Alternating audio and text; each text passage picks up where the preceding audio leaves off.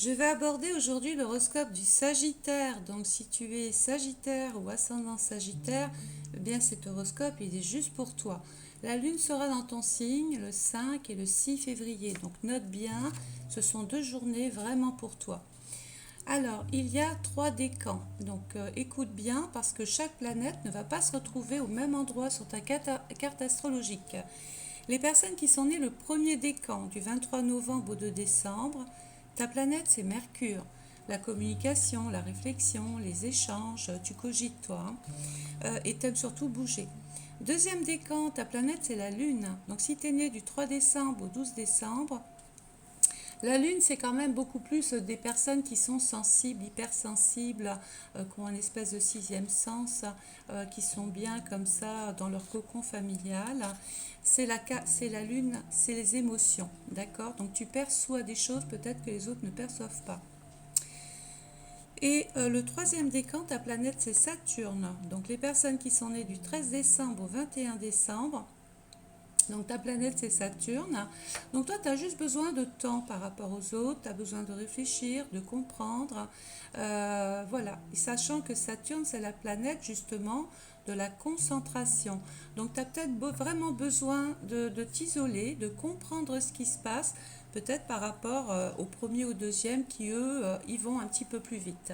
Alors, la planète quand même qui appartient au Sagittaire, c'est Jupiter, la chanceuse, la glorieuse. Alors Jupiter, elle est bien quand elle est en marche directe. À partir de là, on peut considérer qu'il y a de la chance dans ta vie ou qu'à un moment donné, dans ta deuxième partie de vie, tu vas ressentir d'excellentes énergies. Jupiter agit tous les 12 ans. Donc retiens bien l'information parce que c'est cyclique chez toi. Tous les 12 ans, il peut se passer un événement très important.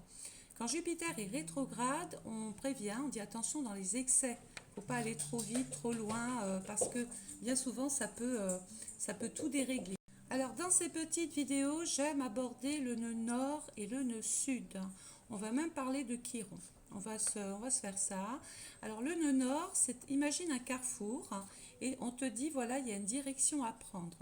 Donc, le 5 et le 6 février, écoute bien, le nœud nord, il est en plein sur toi. Donc, ça veut dire que vraiment, il faut que tu fasses de toi une priorité. Il faut que tu existes par toi-même.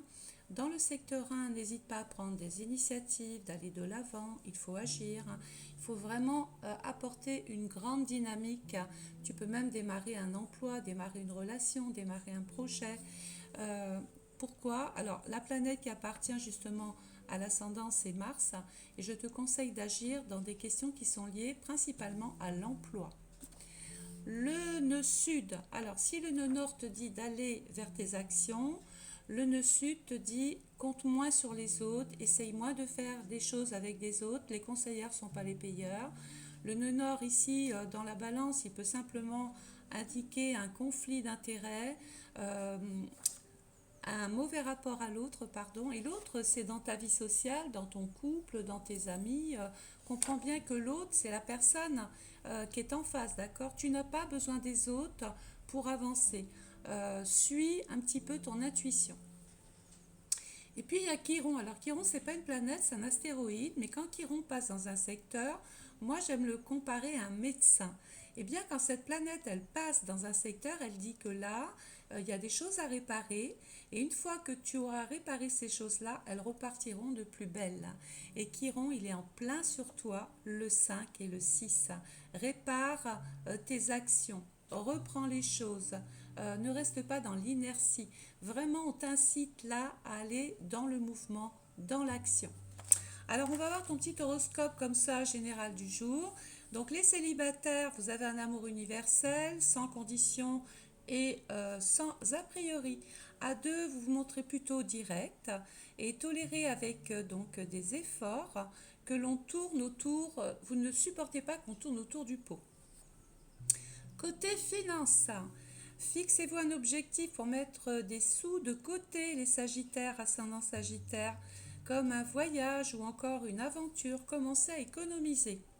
Côté santé, alors, vous sentez que votre énergie se dissipe, il y a une espèce comme ça de baisse de régime, vous sentez que la fatigue prend le dessus. Qu'est-ce qu'on fait? On se repose, hein, on n'essaye pas d'aller puiser dans ses réserves. C'est le signe qu'il est temps vraiment de ralentir votre rythme. Voilà. accordez-vous un temps pour vous. Côté travail, des situations compliquées, donc ça c'est rappelez-vous le nœud sud dans la maison 7, mon rapport à l'autre. Hein. Des situations compliquées peuvent se présenter. Alors soit il y a de l'apathie, soit on n'est pas fait pour s'entendre, soit il y a un litige, un conflit, un désaccord sur un contrat, une mésentente dans le couple, il y a des griefs, il y a des tensions, il y a un déséquilibre à cause de l'autre, on le fuit. Alors, ensuite, on va aborder la question justement des secteurs, vos maisons astrologiques. Alors, l'ascendant est dans le bélier, vous avez compris qu'on prend des initiatives, on va de l'avant, on ne lâche rien, on est sur une route, on y va. Le secteur 4 est dans le cancer. La maison 4, c'est la fin des choses, c'est une page qui se tourne. Et la maison 4, c'est là où tu vis, c'est là où tu habites, c'est le contexte familial. C'est peut-être aussi des questions de logement. Peut-être as-tu envie simplement, surtout le deuxième décan, puisque la planète du cancer, c'est la Lune. Et la Lune appartient au deuxième décan. Ceux-là peuvent avoir envie, par rapport aux autres, de beaucoup plus bouger ou peut-être d'envisager une vie de couple ou quelque chose en relation avec les émotions. On a parlé de la maison 7, ceux que tu dois fuir, les gens toxiques, ceux avec qui tu ne t'entends pas. Il faut que tu arrêtes de composer avec des gens avec qui ça va pas. Si ça va pas aujourd'hui, ça ira pas demain. Donc là, on te conseille de passer un grand coup de balai. Et puis, tu as une maison 10. Alors, la maison 10, ce sont tes résultats, tes buts, tes aspirations, tout ce que tu as envie de mettre en place, tout ce que tu maîtrises aussi. Et là, eh bien, il y a un amas planétaire. Donc là, c'est vraiment des actions menées par rapport aux questions d'emploi. Vraiment. Ou des questions qui sont liées à ta situation privée. Pourquoi? Il y a Pluton dans ce secteur-là. Et Pluton, qu'est-ce qu'il nous dit? Il y a la mort d'une situation et le début d'autre chose. Et une fois que tu seras dans cette renaissance, mais tu vas ressentir de l'énergie, de la force. Il n'y a plus rien qui ne t'empêchera d'avancer, d'agir, vraiment. Et puis, il y a Mars avec Mercure. Alors, le premier décan, vous avez la planète Mars qui vient faire une conjonction à votre planète. Il peut y avoir des griefs, des tensions, de la nervosité, de l'agacement, peut-être on va dire des choses qu'on ne pense pas, où on va recevoir des informations désagréables de la part d'une tierce personne. On fait quand même attention dans sa façon de dire les choses parce qu'on peut ne pas être en accord avec l'autre. Rappelez-vous de ça. Hein. Et puis il y a Vénus aussi dans ce secteur-là.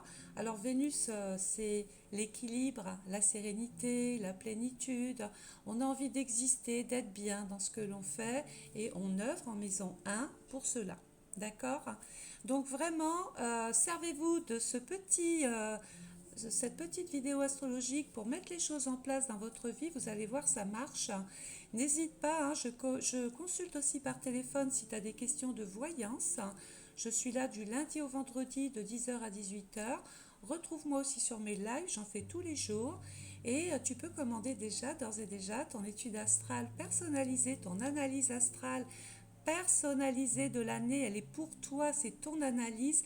Mais là, tu sauras exactement où tu vas pendant cette période-là, en 2024. Par quelle maison tu démarres ton année?